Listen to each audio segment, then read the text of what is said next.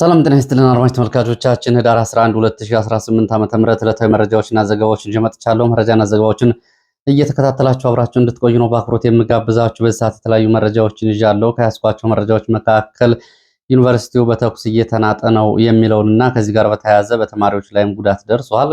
ሆስፒታል የገቡ ተማሪዎች አሉ። አሁንም ግቢው ከበባ ውስጥ ነው፣ መግባትና መውጣት ተከልክሏል የሚለውን ከዩኒቨርሲቲ ተማሪዎች ተቃውሞ ጋር በተያያዘ ይህንን ዝርዝር መረጃ በዚህ ሰዓት የማደርሳችሁ ይሆናል። እንዲሁም ደግሞ ከያስኳቸው በርከት ያሉ የግንባር ዝርዝር መረጃዎች መካከል በተለያዩ አካባቢዎች የሚወስዱን ዝርዝር መረጃዎች በዚህ ሰዓት ወደ እናንተ የማደርስ ይሆናል። በአስመራ እንደዚሁ የጉብኝት እያደረጉት የህወሓት ባለስልጣናትን በተመለከተም እንደዚሁ አዲስ መረጃ ይዣለሁ። እነዚህና ሌሎች መረጃዎችን በቅደም ተከተል ወደ እናንተ የማደርሳችሁ ይሆናል። እናንተም እየተከታተላችሁ አብራችሁ እንድትቆዩ ነው በአክብሮት የምጋብዛችሁ። በተለያዩ አካባቢዎች እየተደረጉ ያሉ አውደ ውጊያዎችና ተዛማጅ መረጃዎችን ከትናንት የቀጠሉ እንደዚሁ ደግሞ ተጨማሪ መረጃዎችን ጨምሮ የተለያዩ ዝርዝር መረጃዎችን በዚህ ሰዓት አካትቻለሁ። እናንተ የሚጠበቅባችሁ እስከ መጨረሻው አብራችሁ መቆየት ብቻ ነው። አብራችሁን ከቆያችሁ እንግዲህ የተለያዩ መረጃዎችን ትሰማላችሁ። ሁልጊዜም አዳዲስ መረጃዎችን ለማግኘት ምርጫችሁ ይህ ቻናል እንዲሆንና ሁልጊዜም ሰብስክራይብ ታድርጉ። ሰብስክራይብ ካደረጋችሁ በኋላም ደግሞ የደወል ምልክቱን ብትጫኑ መረጃዎቹ እንደውም ፕሮግራሞች ሲለቀቁ የሚደርሳችሁ ይሆናል። ይህን እያደረጋችሁ ስለሆነ ብዙዎቻችሁ በእጅጉ ነው የማመሰግነው። ብዙዎቻችሁም ሀሳብ አስተያየቶችን እየላካችሁልኝ ነው። ከላካችሁልኝ አስተያየቶች መካከል ከጎንደር ከተማ የመጣ የመጀመሪያ መልእክት አደርሳለሁኝ። ከጎንደር ከተማ የላካችሁልኝ መልእክት ቃል በቃል ነው በቀጥታ የማቀርበው። በጎንደር ከተማ በተለይ ያለውን አጠቃላይ የጸጥታ ሁኔታ በተመለከተ ነው። ወንድም በለጠ እውነት ለጎንደር ፋኖ ይህንን አድርስልን።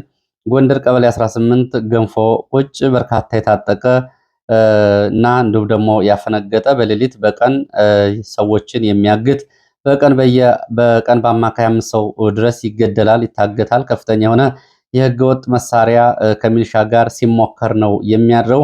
ወንድም በለጠ ዛሬ ሌሊት አንድ ጎረቤታችን ከሌሊቱ 7 ሰዓት ለማገት በሩን ቦምብ በመጣል ከከፈቱ በኋላ አንደኛውን በ3 ጥይት አቁስለው ሆስፒታል ገብቷል። አንዱ ደግሞ አቁስለው አግተው ደሙ እየፈሰሰ ወስደውታል። በስተመጨረሻም እንግዲህ ከአሮሲ ከወለጋው ጭፍጨፋ ጎንደር 18 ገንፎ ቁጭ ያለው ጉዳይ ምንድን ነው? ከዛ የባሰ ነው።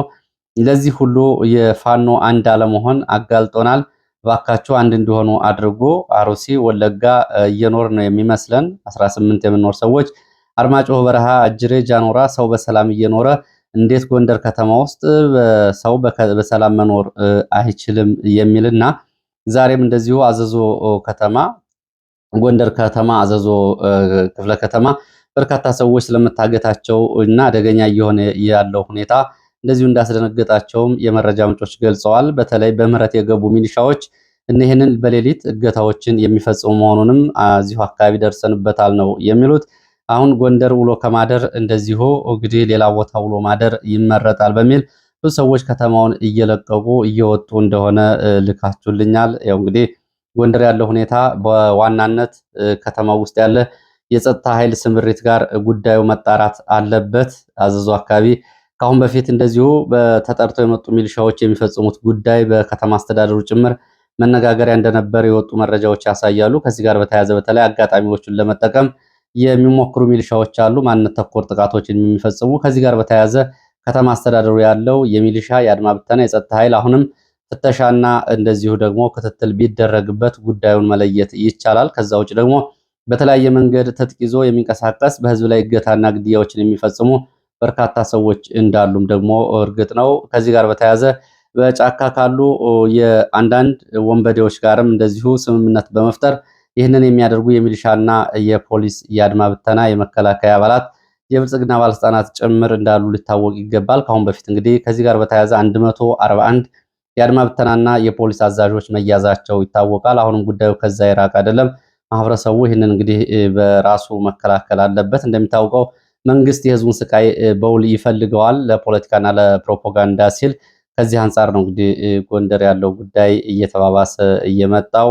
በየአካባቢውም እንደዚሁ ደግሞ ዘርፈውም ፋኖንን ብለውም ደግሞ ዘርፈው ሲያበቁ ለእጅ ለመስጠት የሚንቀሳቀሱት ጭምር ጭካኔ በተሞላበት መንገድ ዝርፊያዎችን እየፈጸሙ ነው። ይሄ እውነተኛውን የፋኖ ትግል አደጋ ላይ የሚጥል ጉዳይ ስለሆነ ከአሁን በፊት የመጡ መልእክቶችን በተመለከተ እንደዚሁ ወደ እናንተ ደርሰዋል። ሌላው በአማራ ላይ እየተፈጸመ ያለው ዘርፈ ብዙ ጦርነቶች በሚል የኢኮኖሚ ጦርነት የወታደሮች በወጣት የአማራ ልጃገረዶች ላይ የሚፈጽሙት ማማገጥና እንደዚሁ ደግሞ ከዚህ ጋር የተያያዘ ጦርነት ፋኖ ሊሆኑ ይችላሉ በሚል ሰበብ ታዳጊ የአማራ ወጣቶችን መግደል፣ የዘር ማጥፋት ወንጀል በተሰሩ ትርክቶች ለመደበቅ መሞከርን ጨምሮ በድሮኖችና በከባድ መሳሪያዎች በመጠቀም የጅምላ ግድያዎችን በተመለከተ በኦሮሚያ ለማፈናቀል የታቀዱ እንደዚሁ ከትጥቅ መፍታት ጋር የተያያዙ ጉዳዮችን የተመለከተ ረዘም ያለ ጽሁፍ የሚያደርሳችሁን ያላችሁ ተመልክቼዋለሁ። በእጅጉን የማመሰግነው። እንግዲህ በዚህ ሰዓት ወደ ያስኳቸው መረጃዎች ሲሄድ የመረጃዎቹ እንግዲህ በቅደም ተከተል አቀርባለሁ። ትላንትና ቢቢሲ በአማራ ክልል ዓለም የዘነጋው ጦርነት በሚልና ከአስገድዶ መድፈር ጋር በተያያዘ ያወጣው ዘገባ አለ። በዚህም እንግዲህ የግለ ታሪኮችን ይዞ አስገድዶ መድፈር የተፈጸመባቸውን ይህንን በተመለከተ ዛሬ ከደብረ ታቦር የሰማሁት እንግዲህ ትላንትና በአጋጣሚ ቢቢሲ ካወጣው ዘገባ ላይ እናት የተባለች የ21 ዓመት ወጣት የተፈጸመባትን አሰቃቂ ድርጊት እንግዲህ ለማድመጥና ለማንበብ እንኳ በሚዘገንን ሁኔታ እንዲሁም ደግሞ ለምለም የተባለች ሌላ ወጣት የሆነባቸውን በሙሉ ቢቢሲ ዘገባ ላይ ተቀምጧል። ሁሉም ሊያዩ ይገባል። ለታሪክ የሚቀመጥ ነው።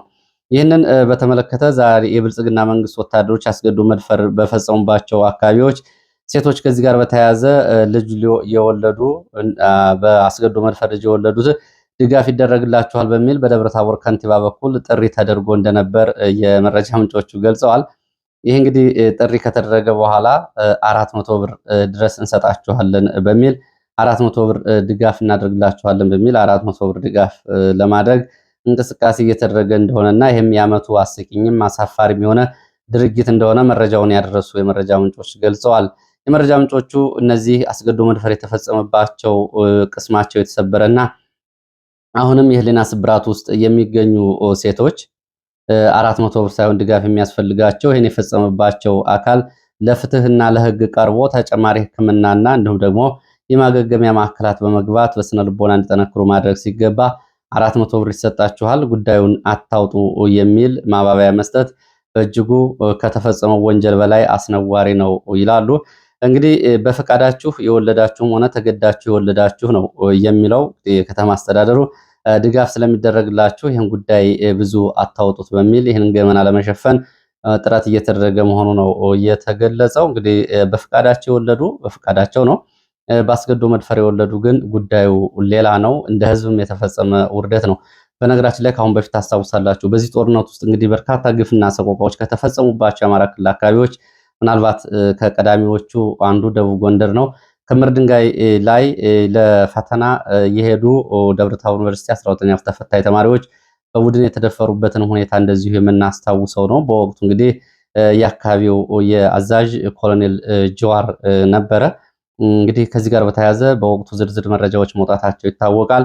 ካድሬዎቹ ደግሞ ይህንን ለመሸፈን የሚያደርጉት ጥረት ደግሞ ነገ ህዝብም ታሪክም ይቅር የማይለው ነው። ከዚህ ጋር በተያያዘ የኢትዮጵያ መንግስት ላይም እንደዚሁ የአሜሪካ መንግስት ክስ አቅርቧል። የአሜሪካ መንግስት እንግዲህ የጦር ወንጀል ሊባል በሚችል በሰብአዊ መብቶች ጉዳይ ላይ ባወጣው ሪፖርት ላይ የኢትዮጵያን መንግስት ኮንኗል። በዚህ መግለጫ እንግዲህ የኢትዮጵያ መንግስት ህጻናትን ይዞ በግዳጅ ለውትድርና አገልግሎት ከመዋልና እነዚህ ድርጊቶችን ከመጠቀም እንዲቆጠብና እንዲሁም ደግሞ በታጣቂ ኃይሎችም በግዳጅ የተያዙትን እንዲሁ እንዲያስለቅቅ ነው በመግለጫው ጥሪ እያቀረበው።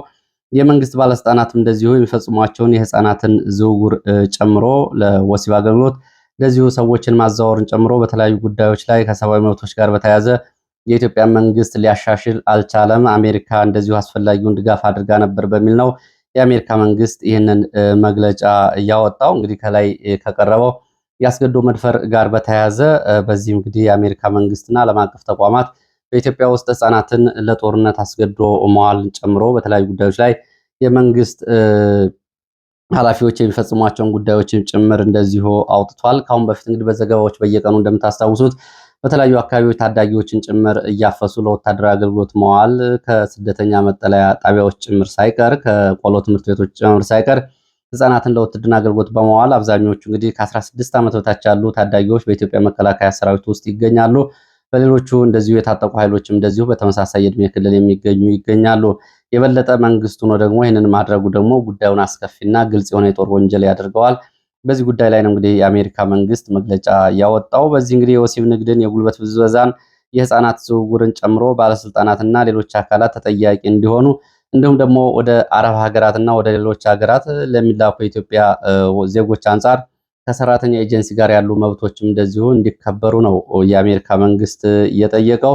እንግዲህ ትላንትና የቢቢሲ ያወጣው ጉዳይ ወደፊት እንግዲህ የተለያዩ ዓለም አቀፍ ድርጅቶችም ጉዳዩን ይሄዱበታል ተብሎ ነው የሚጠበቀው። ወደ ሌሎች መረጃዎች ሲሄድ ወደ ትግራይ የሚወስደን መረጃ ነው የማስከትለው። በአስመራ እንግዲህ የህወሓቱ ሊቀመንበር ዶክተር ደብረጽዮን ገብረ ሚካኤል በአስመራ የ5 ቀናት ቆይታ ማድረጋቸው ነው የታወቀው። የህወሓቱ ሊቀመንበር ከሌሎች የህወሓት ወታደራዊና የሲቪል የፖለቲካ ባለስልጣናት ጋር በመሆን ነው ወደ አስመራ እየዘለቁት የሚሉት የመረጃ ምንጮቹ። ዶክተር ደብረጽዮን በአስመራ ቆይታቸው ከከፍተኛ የኤርትራ ባለስልጣናት ጋር ስለመነጋገራቸው የመረጃ ምንጮቹ ገልጸዋል። የመረጃ ምንጮቹ የሰሞኑ የአስመራ የደብረጽዮን ጉብኝት በህወሓት ባለስልጣናት ደረጃ እንግዲህ የመጀመሪያው የሚባል ነው። ከዚህ ቀደም ብሎ የህወሓት ወታደራዊ ጀኔራሎች ተደጋጋሚ ጉዞዎችን ወደ ኤርትራና በኤርትራ በኩል ወደ ሶስተኛ ሀገራት ማድረጋቸውንም እንደዚሁ ይገልጻሉ። በኤርትራ በኩል ወደ አውሮፓ በመሄድ እንደዚሁ ሕክምና አያገኙም የህወሓት ከፍተኛ ባለስልጣናት እንዳሉ የመረጃ ምንጩ ይህንን አብረው አንስተዋል። በኤርትራ በኩል ወደ ሌሎች ሀገራት ጉዞ ካደረጉት መካከል ወታደራዊ አዛዦች መካከል ጀነራል ፍስሐ ማንጁስን በድጋሚ ይገልጻሉ የመረጃ ምንጮቹ። ጀነራል ፍስሐ ኪዳኑ ወይም ደግሞ ፍስሐ ማንጁስ 2 ጊዜ በኤርትራ በኩል ወደ ሱዳን ገዳሪፍ እና ወደ ሱዳን ፖርት ሱዳን መጓዙን የመረጃ ምንጮቹ ገልጸዋል። ምንጮቹም ይህንን ሲያረጋግጡ በፖርት ሱዳን በነበረው ቆይታ የህወሓቱ የጦር ጀነራል ከግብፅ የደህንነት ሰዎች ከሱዳን ወታደራዊ አዛዦች ጋር በጦር መሳሪያና በድጋፍ ዙሪያ ስለመነጋገሩ ይገልጻሉ። ይሄ ከወራት በፊት የሆነ ነው። በገዳሪፍ በኩልም እንደዚሁ በነበረው ቆይታ ጀነራል ፍስሐ ኪዳኑ በሱዳን ከሚገኘው የህወሓት አርሚ 7 ወይም ደግሞ የሳምሬ ቡድን ወታደራዊ አዛዦች ጀነራል ሙዘይን መኮንን ጋር ስለመነጋገሩና ጀነራል ሙዘይንን አብሮ ወደ ፖርት ሱዳን ይዞ ስለመጓዙም እንደዚሁ ተገልጿል።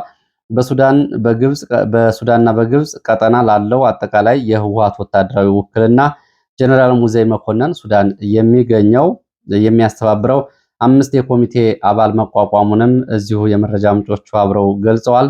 ከነዚህ መካከል እንግዲህ ወድ ፊደል እየተባለ በቅጽል ስሙ የሚጠራው ኮሎኔል ተወልደ፣ ኮሎኔል ይርጋ፣ ኮሎኔል ምሩጽ፣ ኮሎኔል ዝርአብ የሚያስተባብሩት እንግዲህ ተጠሪነቱ ለጀነራል ሙዘይን የሆነና አጠቃላይ ደግሞ ለዋና ኮሚቴ ተጠሪነቱ ለጀነራል ፍስሐ ማንጁስ የሆነ ኮሚቴ ስለመዋቀሩ ሲገልጹ ኮሚቴው በድጋፍ አንዳንድ የኤርትራ የጦር መኮንኖችም እንደሚያስተባብሩት የወጣው መረጃ ያሳያል።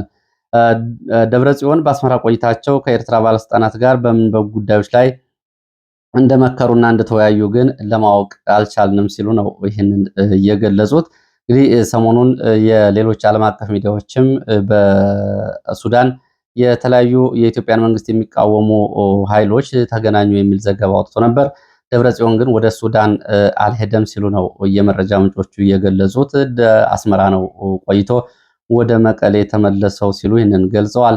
ከዚህ ጋር በተያያዘ አለማጣ ትላንትና በአለማጣ ከተማ በሚገኙ ጤና ጣቢያዎችና ሆስፒታሎች የሚሰሩ ሐኪሞችን በተመለከተ የደረሰባቸው ያለውን ጉዳይ በተመለከተ ትላንትና ቅሬታቸው በቀጥታ መተላለፉ ይታወቃል። ዛሬ ደግሞ እንግዲህ ባለማጣ ዶክተሮች እና የሕክምና ባለሙያዎች ከዛሬ ጀምሮ ስራ እንደሚያቆሙ ገልጸዋል።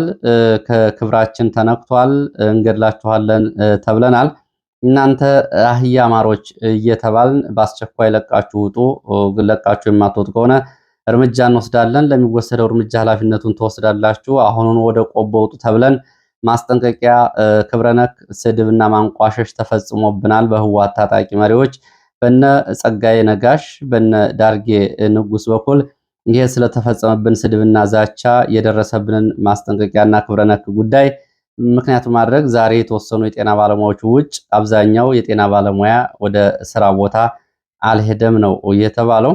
የተወሰኑት ግን ወደ ስራ ቦታቸው ገብተዋል። ምን እንደሚጠብቃቸው አናውቅም።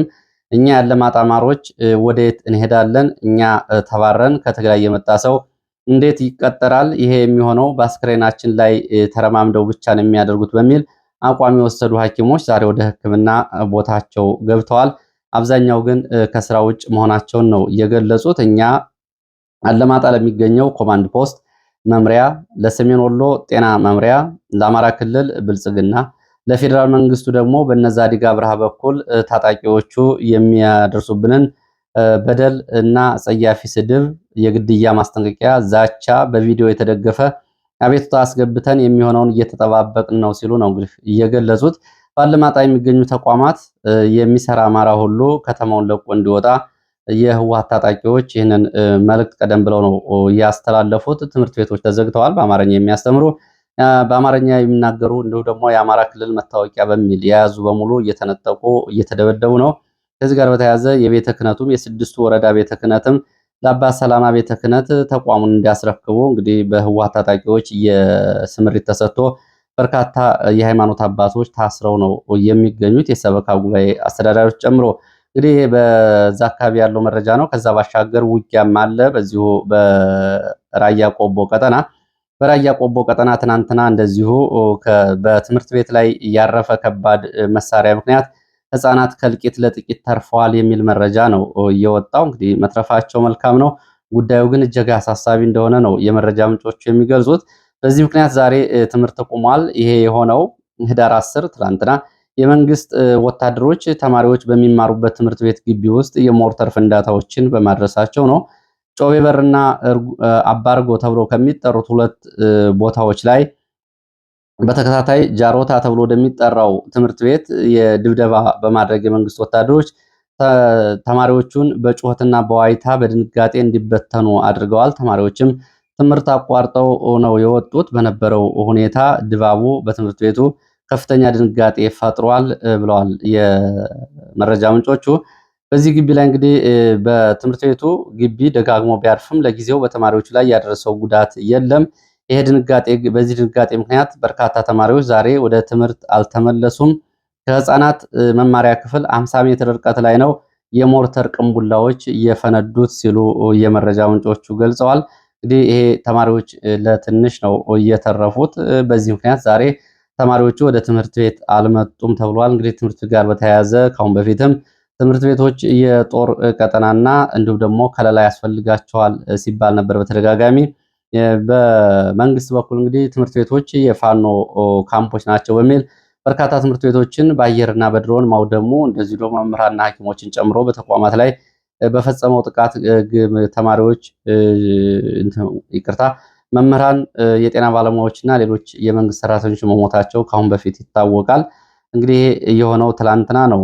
በተመሳሳይ ትላንትና ወደ ቦታ ማርያም፣ ባይባዋ፣ ኮቢ ቀረንሳ፣ ዋጃ ዙሪያ ከባድ መሳሪያ ድብደባ ሲደረግ መዋሉ ይታወቃል። የህወሓት ታጣቂዎችም ከራያ መንደር፣ ዶሮ መንደር፣ ጎቱ መንደር ተብሎ ከሚጠሩ አካባቢዎች ወደ ጮቢ በርና አባርጎ ተብሎ ወደሚጠራው አካባቢ የሞርተር ተኩስ ማድረጋቸውም እንደዚሁ የመረጃ ምንጮች ገልጸዋል። ይህ እንግዲህ ፊት ለፊት በመከላከያ ላይ የህወሓት ታጣቂዎች ፊት ለፊት ተኩስ ሲከፍቱ የመጀመሪያው ነው ማለት ይቻላል። በዚህ በራያ ቆቦ ተጨማሪ መረጃ ከጮቢ በርና ከአባርጎ ወደ ቦታ ማርያም ታንከኛና እግረኛ ዛሬ ስለመንቀሳቀሱ ተገልጿል። ትናንትና እግረኛና ታንከኛ ቢንቀሳቀስም በአጸፋ ተኩስ ምላሽ ወደኋላ ተመልሶ ነበር። ዛሬ ግን እግረኛና ታንከኛ ወደ ቦታ ማርያም፣ ኩቢ ቀርሳ፣ ቢጭሮ እና ባይባ ወደ ተባሉ አካባቢዎች እንቅስቃሴ ስለማድረጉ የዓይን እማኞች ገልጸዋል። የተለየ ነገር ግን እስካሁን ድረስ የለም። ወደ ሌሎች መረጃዎች ሲሄድ ወደ ወለጋ የሚወስደን መረጃ ነው የሚያስከትለው። በወለጋ 3ኛ ቀኑን የያዘው ጦርነት ዛሬም ቀጥሏል። ገበሬዎች ራሳቸውን ለመከላከል የሚችሉትን እያደረጉ ነው የሚሉት የዓይን እማኞች መንግስት ተጨማሪ ኃይል አስገብቷል። ትላንትና በተደረገው ከባድ ውጊያ ወታደራዊ የሻምበል አዛዥን ጨምሮ ቁጥራቸው ያልታወቁ የመንግስት ወታደሮች ጉዳት አስተናግደዋል። በዚህም አስከሬኖች አልተነሱም። ዋንጭ ከተማ በደረሰባቸው ኪሳራ ምክንያት የህፃናትና ሴቶች ሳይቀሩ የመንግስት ወታደሮች ረሽነዋል፣ ገድለዋል፣ ይዘውም ወደ ካምፕ ወስደዋል ነው የተባለው። እንግዲህ በዚህ ሁኔታ ትጥቅ እንዲፈቱ እየተጠየቁ ያሉ ገበሬዎች ናቸው። ትጥቅ ብንፈታ የሚደርስብን አደጋ ከባድ ነው በሚል ራሳቸውን እየተከላከሉ ያሉት ገበሬዎቹ፣ ወጣቶቹ በፍጹም አካባቢያችን ለቀን የደረሰ አዝመራችን ትተን ህፃናትና ሴቶችን ጥለን አንወጣም በማለት በሚችሉት መልክ ራሳቸውን እየተከላከሉ እንደሆነ ለማወቅ ተችሏል። በዚህ ሁኔታ ትጥቅ አስፈታለሁ ያለው የመንግስት ኃይል ወደዚህ አካባቢ አቢደንጎሮ ወረዳ ዋንጭ ግንባር ከቱሉ ዋዩ፣ ከቱሉ ጋር እና ከሉጎ ተብሎ ከሚጠሩ አካባቢዎች ተጨማሪ የጋቸና ሲርና፣ ረቢዮላ፣ ኮሬ ነገኛ መከላከያና መካናይዝድ እያስገባ ስለመሆኑ አሁን ከቦታው ያሉ የዓይን እማኞች ይህንን ገልጸዋል። ያለው ሁኔታ እጅግ አስፈሪ ነው ሲሉ ነው የገለጹት።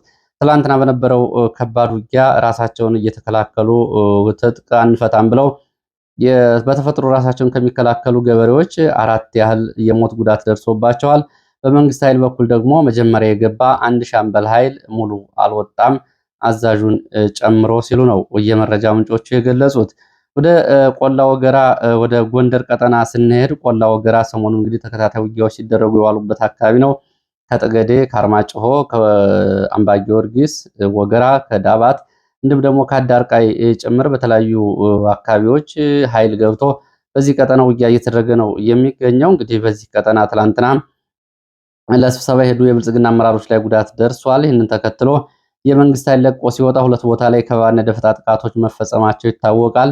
አመሻሹንም እንደዚሁ በዚህ ጃኖራ ተብሎ የሚጠራው አካባቢ በተቀሰቀሰው ውጊያ በቁጥር ያልታወቀ የመንግስት ኃይል ጉዳት አስተናግዷል። ለአንድ ሳምንት የዘለቀ ዘመቻ ነው እየተደረገ ያለው። ትላንትና ምሽት ጨምሮ የተደረገውን ውጊያና የደረሰውን ዝርዝር ጉዳት በተመለከተ ተጨማሪ መረጃዎች እንደደረሱኝ ወደ እናንተ ይዤ የምመለስ ይሆናል። በዚሁ በደባርቅ በሰሜን ጎንደር ቀጠና ደባርቅ ዩኒቨርሲቲ ዛሬ ማለዳ ጀምሮ ተቃውሞ መቀስቀሱን ተከትሎ በዩኒቨርሲቲው ተማሪዎች በጥይት ስለመመታታቸው የሚገልጽ መረጃ ነው ያለው። እንግዲህ በደባርቅ ዩኒቨርሲቲ 2 ሰዓት ተኩል ጀምሮ ዩኒቨርሲቲው በተኩስ እየተናጠ እንደሆነ የሚገልጹት የዓይን እማኞች አድማ ብተናና ሚሊሻ ወደ ግቢው በመግባት ነው የተኩስ ሩምታ እየከፈቱት። በተኩስ ሩምታው የደረሰው ጉዳት በዝርዝር አልታወቀም። ማንም ወደ ዩኒቨርሲቲው መግባትና መውጣት አይችልም። ተማሪዎች ተቃውሞ ምክንያት እንግዲህ ትምህርት ሚኒስቴር የወሰነውን ተከትሎ ማለት ነው በተከትሎ እንግዲህ በተለያዩ ቦታዎች የሚገኙ ዩኒቨርሲቲ ተማሪዎች ተቃውሟቸውን እያሰሙ ነው የሚገኙት። እንግዲህ አደባባይ ከወጡ ተማሪዎች መካከል በተለያዩ አካባቢዎች ማለት ነው በትግራይ ከሚገኙ ዩኒቨርሲቲዎች መካከል የአክሱም ዩኒቨርሲቲ፣ በአማራ ክልል የደብረ ታቦርና የደባርቅ ዩኒቨርሲቲ፣ በድሬዳዋ ከተማ ደግሞ ድሬዳዋ ዩኒቨርሲቲ፣ በኦሮሚያ ክልል ከሚገኙ ዩኒቨርሲቲዎች ወለጋ ዩኒቨርሲቲ፣ ቡሌ ሆራ ዩኒቨርሲቲ፣ ሜዳውላ ዩኒቨርሲቲ፣ ሰላሌ ዩኒቨርሲቲን ጨምሮ የተለያዩ ዩኒቨርሲቲዎች እነ ደምቢ ዶሎ ተማሪዎች ተቃውሞ ወጥተዋል። እስካሁን ባለው ሜዳውላና ወለጋ ዩኒቨርሲቲ ተማሪዎች ተይዘው መታሰራቸው ነው የተገለጸው። ከትላንት ጀምሮ እንደዚሁ ወደ ዩኒቨርሲቲዎቹ የመንግስት የጸጥታ ኃይል ዘልቆ እንዲገባ ትዕዛዝ ተሰጥቷል። ከዚህ ጋር በተያያዘ እንግዲህ ዛሬ ደባርቅም ይሄ ነው የሆነው። ዘጌት ብሎ ከደባርቅ የወጣ ሌላ መረጃ የሚያሳየው ምንድነው? ተጨማሪ ዘግይቶ ወጣው መረጃ ማለት ነው 3 ተማሪዎች በጥይት ተመተው ሆስፒታል ስለመግባታቸው ነው። አንደኛው ከባድ ጉዳት ደርሶበታል። ደባርቅ አካባቢ ያሉ የሕክምና ማዕከላት አንችልም በማለታቸው ወደ ጎንደር ከተማ ለከፍተኛ ሕክምና ተልኳል የተባለ ተማሪ ከፍተኛ ደም ፈሶታል። ሌሎች 2 ተማሪዎች ደግሞ እንደዚሁ ደባርቅ በሚገኝ ሆስፒታል ሕክምና እየተከታተሉ እንደሆነ ለማወቅ ተችሏል። ተማሪዎቹ ላይ እንግዲህ የተኩስ ሩምታ በመክፈት ተማሪዎች ላይ ጉዳት ያደረሱት የአድማ ብተናና የሚሊሻ አባላት ተማሪዎቹ ለተቃውሞ ሲወጡ ድንጋይ መወረራቸውን ተከትሎ ነው እንግዲህ ድንጋይ ወርውረዋል በሚል በጥይት በቀጥታ ግድነትን ጉዳት እያደረሱባቸው። ከዚህ ጋር በተያያዘ ዩኒቨርሲቲው የስራ ኃላፊዎች ተማሪዎቹን ለማነጋገር እየሞከሩ ነው ሲሉ ነው የመረጃ ምንጮቹ የገለጹት። እስካሁን ድረስ ይሄ መረጃ ወደ እናንተ እየደረሰ እስካለበት ሰዓት ድረስ የተጎዱት እንዲሁ ደግሞ አጠቃላይ ያለውን ሁኔታ ለማረጋገጥና ለማወቅ አልተቻለም። እስካሁን ድረስ ባሉትና ቀድሞ በወጡ መረጃዎች 3 ተማሪዎች ጉዳት ደርሶባቸው ወደ ሕክምና ተወስደዋል። ወደ ሌላው መረጃችን ስንሄድ ከግዳጅ ቀጠና የሚወጡ የመንግስት ወታደሮች የተመለከተ መረጃ ነው። ከግዳጅ ቀጠና የሚወጡ የመንግስት ወታደሮችን በተመለከተ ባህር ዳር ዙሪያ፣ አርማጭሆ፣ አብርሃ ጅራ፣ አምባሰልን እና ውጫሌን ጨምሮ የመንግስት ወታደሮች ከግዳጅ ቀጠናቸው መውጣታቸው ተገልጿል። በዚህም ቁጥራቸው ወደ 7 የሚደርስ የመንግስት ወታደሮች ዛሬ ባሳለፍነው ሌሊት ከግዳጅ ቀጠናቸው ከነሞትቃቸው በመውጣት ወደ ፋኖ መቀላቀላቸው ታውቋል። ሌላው መረጃ ከዚህ ጋር በተያያዘ በየካምፖቹ የእርስ በርስ ተኩስ ምክንያት የመንግስት ወታደሮች ህይወታቸው አልፏል የሚል ነው። ትላንትና በጎንደር በለሳ ጓላ ከተማ የሚሊሻ አባላት እርስ በርስ ተኩስ ከፍተው እንደዚሁ ጉዳት ደርሷል። የሞቱም ሆስፒታል የገቡም አሉ። በተመሳሳይ ከሰዓት በኋላ ትናንትና በጎጃም ቋሪት ገበዘ ማርያም ከተማ የመከላከያ አባላት እርስ በርስ ተኩስ ከፍተው ጉዳት ደርሶባቸዋል። ገበዘ ማርያም ከተማ ከሚገኘው ካምፕ በዚህ እንግዲህ ሕክምና የገቡም እንዲሁ ደግሞ ህይወታቸውም እንደዚሁ ያለፈ ስለመኖሩ ነው የታወቀው። በምን ምክንያት እርስ በርስ የሚሊሻና የሚሊሻ አባላት የአድማ ብተናና የአድማ ብተና አባላት የመከላከያ አባላት እርስ በርስ እንዲሁም ደግሞ የመከላከያና የሚሊሻ የአድማ ብተና አባላትና የመከላከያ ለሚተኳኮሱ ግን የታወቀ ምክንያት የለም። የተለያዩ መላምቶች ናቸው ያሉት። እንግዲህ በተለይ ያለው በማንነት ተኮር የሆነ በተለይ መከላከያ ውስጥ ያለው ከአዛዦች እስከታች ድረስ በህዝብ ላይ የሚፈጸሙ ግፎችን የሚቃወሙ ወታደሮችን እንደዚሁ ደግሞ ግዳጅ አልተወጣችሁም በሚል በተለያየ መንገድ እንግዲህ የሚነሱ ግጭቶች እንዳሉ ነው ለማወቅ የተቻለው። እዚሁ ከግንባር መረጃ ጋር በተያያዘ ወደ ስማዳ ደቡብ ጎንደር ስንሄድ በስማዳ እንግዲህ ለሳምንቱን እና በተከታታይ ሶስተኛ ሳምንቱን የያዘ ዘመቻ ነው እየተደረገ ያለው። በኮሎኔል ይርጋ የሚመራውና በኮሩ አዛዥ ጀነራል ተሾመ ይመር የሚመራው የ303ኛ ኮር እና የ64ኛ ምስራቅ እዝ ክፍለ ጦር ነው እንግዲህ ይህን ዘመቻ እያደረጉ ያሉት። ይህ ዘመቻ በዚህ ቀጠና እንግዲህ በተለይ አርቢት፣ የኳስ አቦ፣ የኳሳ ሚካኤል ቀጠናዎች ኮሎኔሉ በሻሾ፣ በአቢጃር፣ በሳሽ ሜዳ፣ በጎሽ ሜዳ፣ በዱሬና ወንዝና በዱሬና ሸለቆ ውጊያ እየመራ ነው የሚገኘው። እንግዲህ ኮሎኔል ይርጋ እንግዲህ በተደጋጋሚ ይሄ ወታደራዊ አዛዥ የሚናገረው ነገር አለ። በዚህ ቀጠና እንግዲህ የፋኖ መሪ ከሆኑት መካከል ኮሚሽነር አበበ መልኬ ይገኝበታል። ኮሚሽነር አበበ መልኬን እጁን ይዤ እጁን ቆርጬ ነው የማመጣው እያለ እየዛተ ቢገባም ትላንትና በተደረገ ጦርነት ግን እዚህ ዱሬና ሸለቆ ውስጥ በተደረገ ጦርነት የኮሎኔሉ አጃቢ እንደዚሁ ልዩ አጃቢው ከባድ ጉዳት ደርሶበት እጁ ተቆርጧል ነው የተባለው። በዚህ አካባቢ እንግዲህ በጉዳት የደረሰባቸው የመንግስት ወታደሮች አባጃር እና ጃምባ ተክለ ሃይማኖት የቀብር ስነስርዓታቸው ተፈጽሟል። በፋኖ በኩልም እንደዚሁ ጉዳት መድረሱን የመረጃ ምንጮች ገልጸዋል። ይህንን በተመለከተ ኮሚሽነር አበበ እጄን ይዞ እንደማይወስደው እርግጠኛ ነኝ፣ አስፈላጊውን አጸፋ ሰጥተናል፣ 600 ሰራዊት አስገብቷል። ሆኖም ገበሬውን ትጥቅ እያስፈቱ ስለሆነ ገበሬው ይህንን ጥንቃቄ እንዲወስድ ንገሩልን። በተለይ ሻሾ፣ የኳሳ፣ አባጃር የገበሬዎች መሳሪያ መወሰዱ በኮሎኔል ጋር ገልጾ ገበሬው ትጥቁን እንዳያስረክብና ትጥቁን ይዞ መሆን ያለበትን እንዲያደርግ ከፋኖ ጋር ባይቀላቀል እንኳ የራሱን ንብረት እንዳያስረክብ መጪው ጊዜ የከፋ ስለሆነ የሚል መልእክቶችን አስተላልፏል። ከዛ ባሻገር እንግዲህ የተቀናጀ ዘመቻ አለማድረግ ያመጣውን ጉዳት በተመለከተ አሁንም የቅንጅት ዘመቻ መደረግ አለበት የሚል ጥሪ አስተላልፏል። ወደ አምባሰል ቀጠና የሚወስድን መረጃ አስከትላለሁ። በአምባሰል ቀጠና ከመርሳ ወደ ውጫሌ ሲያመራ በነበረ ተሽከርካሪ ላይ በተፈጸመ ጥቃት ወታደሮች ወዲያውኑ ህይወታቸው አልፏል። እነዚህም ቁጥራቸው 7 እንደሆነ የዓይን እማኞች ገልጸዋል። ከቁንጥሮና ስንዴ ምድር ተብሎ ወደሚጠሩት አካባቢዎች ተከታታይ የሞርተር ድብደባ ተደርጓል። በዚህም እንግዲህ ከውርጌሳ፣ ጎንፎ ጨፌ፣ ቁንጥሮ፣ ቀያፈር አካባቢዎች እንደዚሁ አሁን ወታደራዊ እንቅስቃሴ እንዳለ የመረጃ ምንጮቹ ይህንን አድርሰዋል። እንግዲህ ለዛት ከተለያዩ አካባቢዎች በማሰባሰብ ያነበሩ መረጃዎች እነዚህን የመስሉት። እንግዲህ የፕሮግራም መቆራረጥ ምናልባት በመሃል ተከስቶ ከሆነ ከቀረጻ ጋር ይቅርታ እየጠየኩኝ በሌላ ተመሳሳይ መርሃ ግብር እስከምንገናኝ ድረስ ከሚዜ